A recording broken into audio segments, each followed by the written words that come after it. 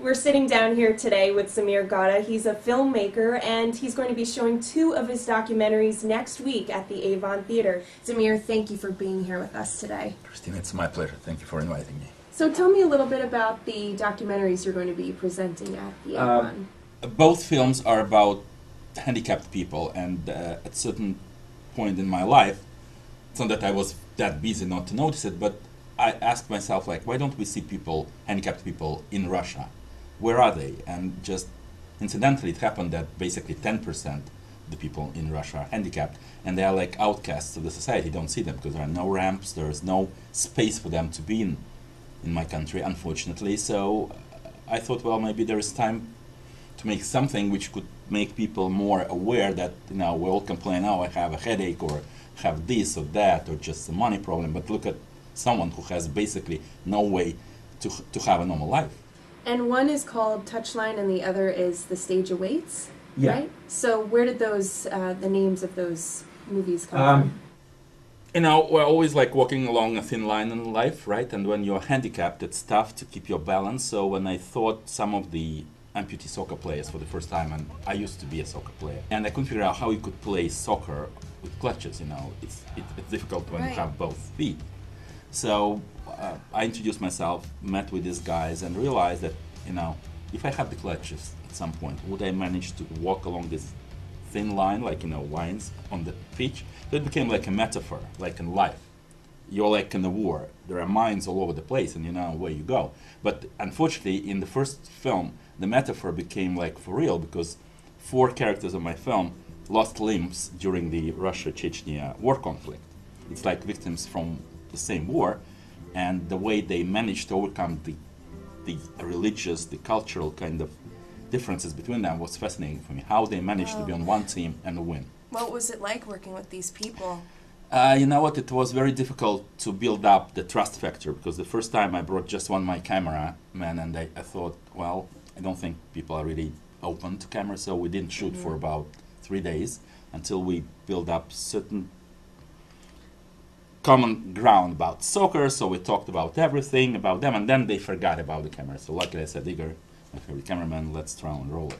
So I wasn't really sure what the story will bring me up to, because I just had originally amputee players from the Chechnya team, and all of a sudden someone told me, oh, we have 2 Russian guys who are in the other team, and they lost limbs during the same war. I said, well, so that's how the story started to shape up. So we had both angles. And what's it like when you're thinking of an idea for a film, for a documentary? Can you foresee what it's going to turn out to be? Or No. Right, so what's that like? That's exactly what probably made me feel that's something I could take up without being a professional filmmaker, right? Honestly, I was lucky in my life to start my field producing with people like Ted Koppel from Nightline or BBC Productions in early 90s when Russia was in the news. So I got into that new opportunities with like ground zero, because I was a teacher of English by diploma and worked at school until 1985. So when I saw the way the features are done, like, you know, Nightline style, if you remember, it was many years ago, I'm sorry, like, you know, you should have beginning, middle, and end of the story, right? And there is no narrator. So that was the difference in the documentaries I decided to start making. Like, there is no narration. I don't like when there is someone behind the scene explains something. Unless the visuals are not enough, I don't think there is enough to show, right? So I think the images we have should be self-explanatory, and people should get the message, oh, and hopefully have some homework for their food process after that, if there is something which they got engaged into. So how did you go from wanting to be a professional soccer player when you were younger to wanting to be a filmmaker? I wish I had the answer, Christina.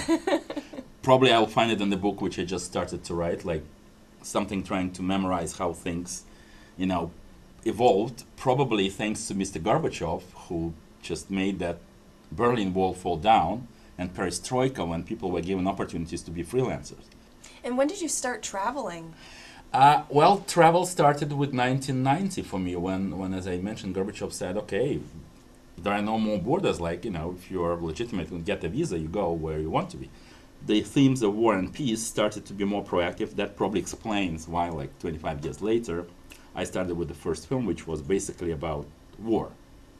And your name means for peace, Exactly. So right? things started to kind of get together in a way. You were telling me a little bit about how your name has influenced your Right. films. So from this standpoint, when I realized that young Chechens who lost limbs, being like 8, 9-year-old kids, just playing with some shells left from the big guys playing the war games, and how they managed to become real men, disregarding of the physical disability, because in Chechnya, where everyone has to be like a warrior, like a really kind of tough guy, and you are not, how you establish your own ground in that new environment. And these two young men I met first, Muslim and Adam, who were 17 when I met them, were fascinating. I mean, the way they moved. And my cameraman who started rolling told me, if you don't see the missing limb, I mean, you can never see the difference. They're like handsome, young men, physically fit. But just meeting them, I tried to figure out how they managed it, because some of us who have both limbs and head, presumably, and both arms, can't figure out what to do in life, right? But these guys managed to find a way. And what message do you want to send out to people when you're creating these films? All of us need to look at ourselves like pretty more often than we do, and think like there are some other people in life who have much less opportunities and much less luck. So let's not complain, let's do something together, and just not differentiate because someone has something. It doesn't mean that he or she is more industrious or more lucky or more consistent. There are some other values which unfortunately we're all kind of lost, being in everyday fight for bringing food to the table. And along with your films, you were also on Travel Channel's No Reservations, and Right. with Anthony Bourdain. How was that? Well, another finger of fate. So I was Mr. Fix in Moscow, helping different productions find a way into the bureaucratic Russian system. So someone who knew me from some other productions called me from New York and said, oh, there is like a new cook on food travel, Anthony Bourdain, like very interesting man. Would you be interested to be his host for, it was like Cook's Tour 2001 in St. Petersburg. He wants to know more about Russian cuisine. I said, I'm not a chef. He said, it doesn't matter. As long as you keep his company, that's enough. I said, okay. So we became friends. And when he moved to Travel Channel, his producers called me and said, well, if you're available, Tony would like to invite you to travel with him. I said, well, like behind the camera or in front of the camera? I said, this time, like in front of the camera. I said, okay. What was like working with him? Amazing experience. We visited Uzbekistan, Romania, Rust Belt, Baltimore, Detroit, Buffalo, Kansas, Ukraine. Yeah, so that was a fun thing, and now he's moving to CNN, so we hope something will come out of it in certain ways, so we'll see. What's been one of your favorite experiences or favorite times? There's probably so many, but maybe there's one that sticks out in your mind of your travels? On that particular Travel Channel, or just in general? sense? You know what? Believe me or not, it was 1990 actually. My first trip to US. Uh-huh. I realized that New York is not America, so I took a Greyhound bus from New York City to Seattle, Washington. How much time I had to spend on the way with all the stops from New York City? Give me a wild guess to Seattle, Washington. 3 days. Exactly. Oh, okay. Christina, so there is a Greyhound terminal right there. So I think over this weekend, if you have time, try to get that deal. It was an amazing deal. Like I paid like $40. Really? What were your thoughts when, the first time you're coming to America, you're taking a bus from New York to Seattle. Exactly. So what were, you probably got to see a lot. I'm sure that if Americans could travel along this route, they would understand much more about their own country. So I think it was an eye-opener for me anyway. You're always traveling, right? And you said in 2 weeks you're going somewhere else. Yeah, right? I'll be back to Russian frontiers on a Second World War documentary film. That's something I think the world still don't understand much about, how things started, how the Germans were stopped like 7 miles away from downtown Moscow.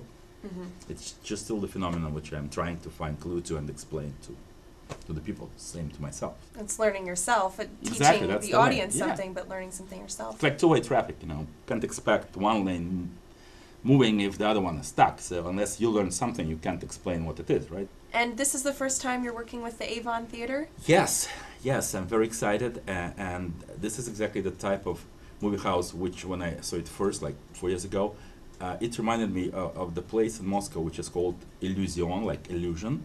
And I thought, well, it's like similar structure, and like in Illusion you would go to see the old movies, the documentaries which people never seen. So it gives you the chance to learn much more about something which you never heard of. What are you looking forward to most Uh, about the event? to a conversation. I mean, I hope the message, definitely in the States, the way I noticed, you pay much more attention to, you know, handicapped people. You know, I thought, well, this is the right place where people are aware how things should run. Everyone should be given an opportunity. And that's why I hope there'll be a conversation before or after we have happy hour and after party. You know. It sounds like you always want to have a good time. Yeah, you know, life is too short. Why should we just think of, you know, it's dramatic enough. So I'm trying to combine things, as I told you before, when it's work and you could travel and you could create something people like, that's surreal. I mean, I'm lucky. The evening with Zamir will start with a pre-party at Butterfield 8 at 6 p.m. and then the screening of his documentaries will start at 7:30 at the Avon Theatre.